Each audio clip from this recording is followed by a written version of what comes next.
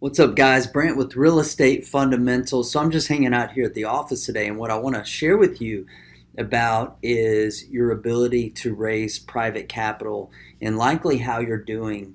You may be doing it the wrong way. You're raising money the wrong way. And why am I taking this assumption? Because I see everyone do it the wrong way over and over and over again. Yours truly used to do it the wrong way. So why are we talking about this? So I was talking to one of my students, and they're talking about, man, I just can't do what you do when it comes to raising money. And I'm like, you absolutely can, right? Like most things in business and life for that matter, like whenever you boil down, like what are the steps and you break it down, like most things, almost everything in life is duplicatable, right? Like nobody's asking you when it comes to raising money to become Michael Jordan, right? Like Michael Jordan has a DNA that I can't teach you, and I don't have, obviously.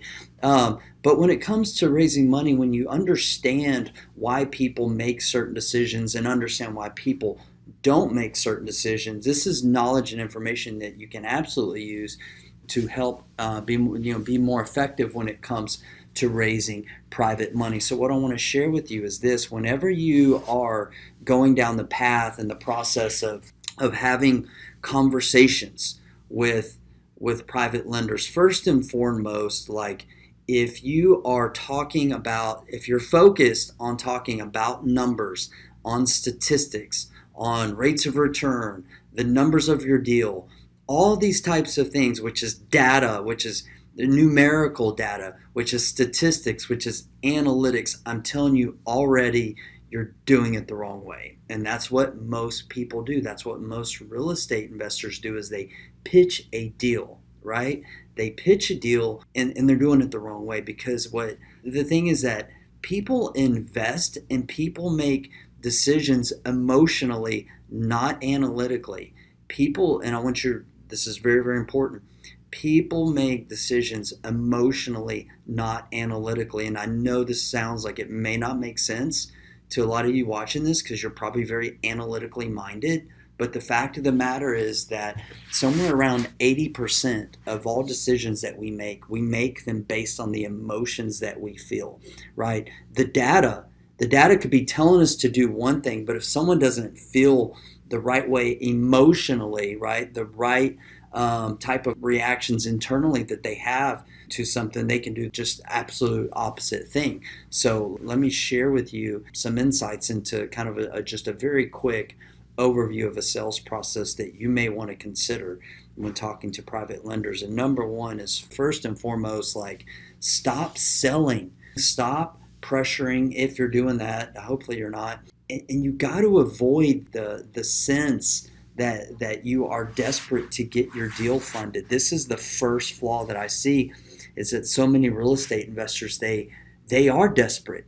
And whenever people sense desperation, that increases their fear. Emotionally, it's going to spark fear. People do not make these big decisions if they're experiencing fear. What emotions do people experience when they move towards making a positive decision? Happiness, joy, comfort, just this general overwhelm, being happy about something that they're doing.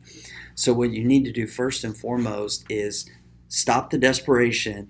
Give your lenders right up front. Let them know that, hey, there's absolutely no pressure here, right? Well, my job to do, if I was speaking to a private lender, is like, look, what I'm going to do is give you some information, show you some case studies, talk a little bit about our company and what is it we do, and the impact that your money could have on our community and also for you financially. If this is a good fit for you, then that's great. We'd love to, work with you and invest your capital, safely into these deals that we're doing and secured by real estate. And if not, that's okay too. But I'm absolutely in love with the private mortgage lending model. This is something that I've utilized hundreds and hundreds of times with a 100% track record in my business. And it's something also that I've, helped my parents, my in-laws, friends, family members, cousins to do the same, to become private mortgage lenders, because a lot of times when people find out about the private mortgage lending opportunity, they just absolutely love it.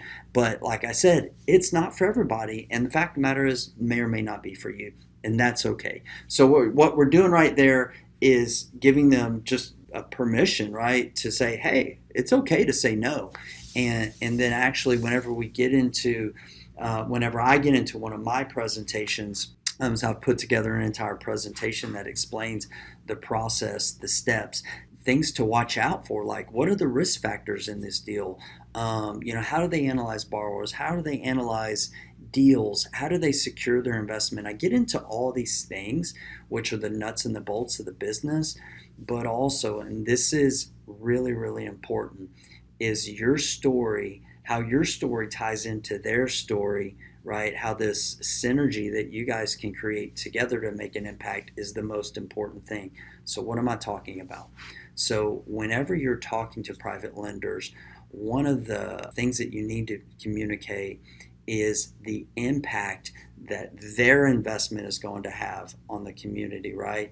And so I see a lot of real estate investors, toot their horn a lot about all, what they're doing in the community and redeveloping and earning these incredible rates of returns, maybe even charitable giving, and that's really good. But I would encourage you to position it, kind of your sentence structure, your presentation structure, where you're really putting the spotlight on the impact that private lender capital, not only what it does to your business, but what it does to the community. What do I mean? So I have a slide, for example, that I kind of integrate into my conversation with private lenders, is that this is, I like to call it backyard investing that feels really good. And I'll make a comparison of, here's your options with Wall Street, and this is your options of Main Street, and it's kind of good versus evil, right? Like, and that is a true legitimate decision that they have to make.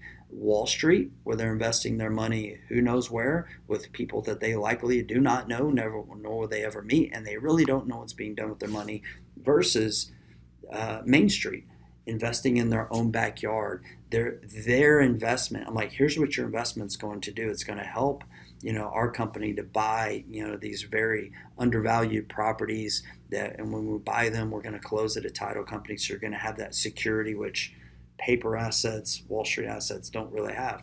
So we're first and foremost, we're going to secure your property with title commitment, with insurance, with the survey, et cetera, first and foremost. Number two, whenever we close on these properties, we're going to hire local contractors. We're going to purchase materials and goods from local hardware stores, landscaping companies, granite yards, flooring companies, et cetera. So your investment's going to help us to stimulate the local economy, create jobs for some really good hardworking folks.